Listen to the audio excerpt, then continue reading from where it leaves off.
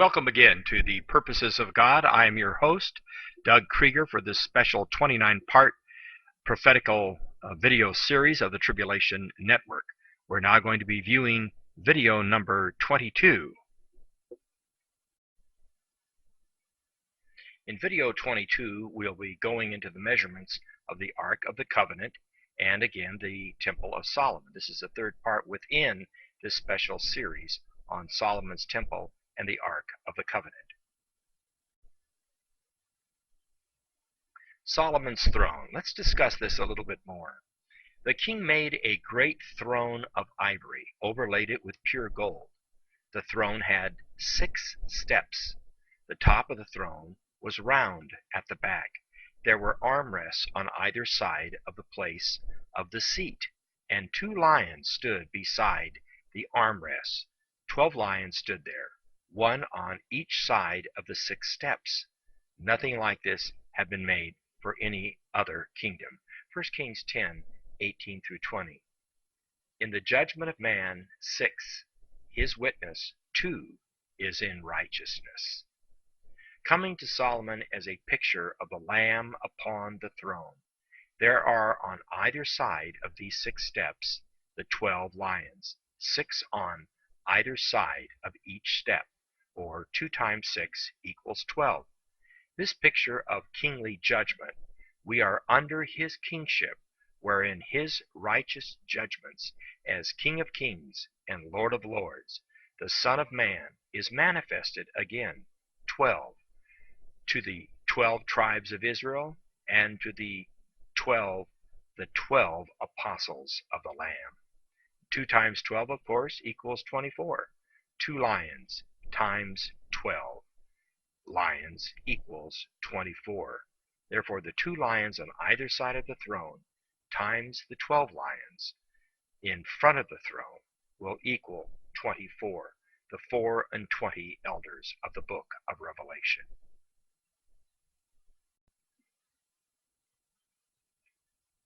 Solomon's building complex. Now this is very impressive. This is again an artist's rendering of what it may have looked at like.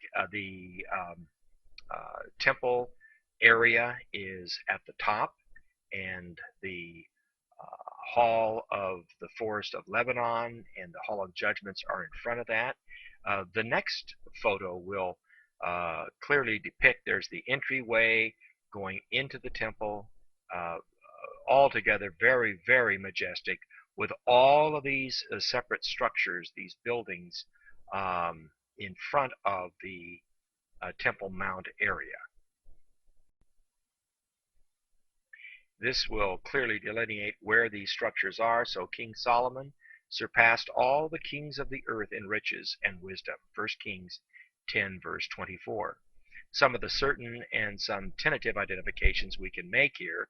Number 1, at the very top is the 120 cubit tall temple itself, the Lord's temple built by Solomon.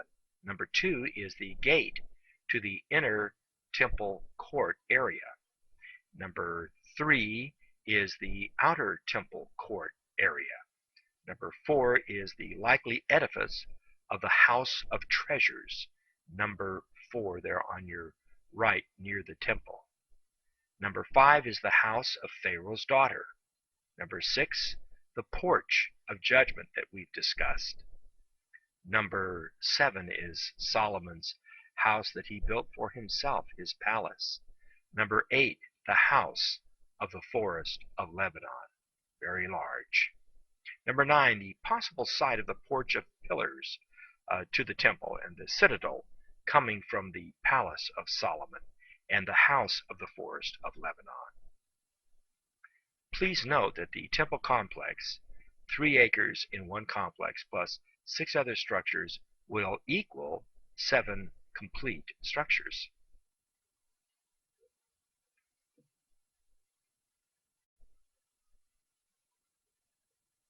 The tabernacle, the temple, the Ark of the Covenant depict man as the temple of the Holy Spirit. We see here a picture of the temple of man. The body is the exterior. What is seen, the outer court. The soul of a man is man's psyche, his mind, his will, and emotion. This depicts the holy place of the temple of man.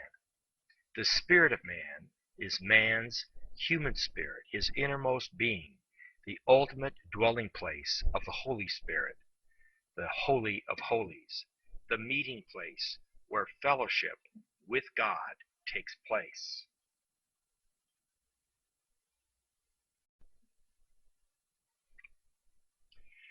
The measurement of the mercy seat and the ark of the covenant. You shall make a mercy seat of pure gold. 2.5 cubits shall be its length, and 1.5 cubits its width. Exodus 25:17. Note, the height of the mercy seat is not mentioned. The actual Ark of the Covenant's measurements are found in Exodus 25:10. And they shall make an ark of acacia wood. 2.5 cubits shall be its length, and 1.5 cubits its width, and 1.5 cubits its height. Heretofore, this author, after 40 years of research, failed to comprehend the magnitude of the ark's measurements. He anxiously searched, but only with the discovery of the sacred cubit and the principles aforementioned throughout these presentations are its measurements declared. And to God be the glory. Let us look at the measurements of the mercy seat and of the Ark of the Covenant. There are 2 items here. First, the measurements in cubits of the mercy seat. 2.5 times 2 equals 5 cubits. 1.5 times 2 equals 3 cubits. The total cubits of the mercy seat are 8. The measurements in cubits of the Ark of the Covenant. 2.5 cubits times 4 edges, length as a rectangle, will equal 10 cubits. 1.5 cubits times 8, the edges of its width and height, will equal 12 cubits. Together, the total cubits of the Ark of the Covenant are 22. The total cubits of the mercy seat are 8, and the total cubits of the Ark of the Covenant are 22. This gives us a combined linear number of cubits of 30 cubits of both the mercy seat and the Ark of the Covenant combined.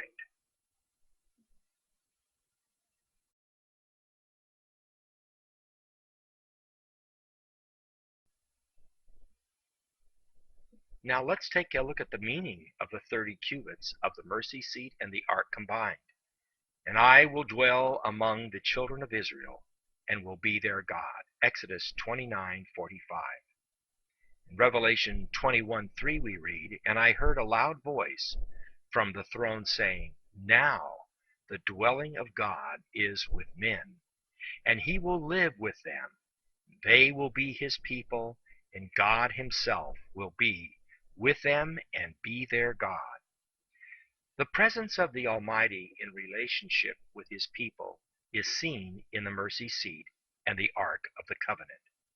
30 is the age for all Levites to minister in age as a Levitical priest.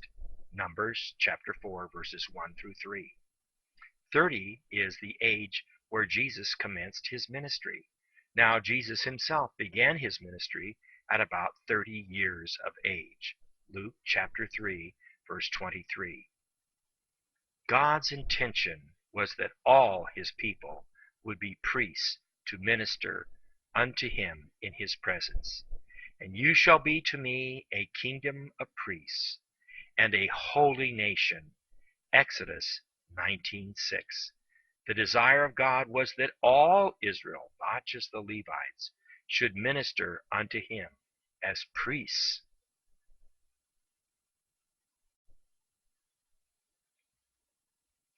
The sacred cubit, the 30 cubits, the great pyramid, and the apocalypse. 25.20, the measurement in inches of the sacred cubit, times 30 of the Ark of the Covenant and the mercy seat, will equal 756 inches. This measurement in feet constitutes one of the 4 sides of the Great Pyramid of Giza. Thus the Ark of the Covenant and the Great Pyramid are related, and they are related to the New Jerusalem as well in the book of Revelation. 756 feet times 4 equals 3,024. Divided by 2 will equal 1,512. The number of the word apocalypsis in Greek, it's gematria, a testimony to the coming of the final day foretold by Enoch. In Jude 14 and 15 we read, "Now Enoch, the seventh from Adam, whom we believe was responsible for the building of the Great Pyramid at Giza, the seventh from Adam, prophesied about these men also, saying, Behold, the Lord comes with 10,000s of his saints to execute judgment on all, to convict all who are ungodly among them of all their ungodly deeds, which they have committed in an ungodly way, and of all the harsh things which ungodly sinners have spoken against him." Jude is referencing this from the apocryphal book called Enoch. Enoch foresaw into the future the final judgment. Therefore, the 1520 of the Apocalypse found in the Great Pyramid of Giza bears great significance of that final day of judgment.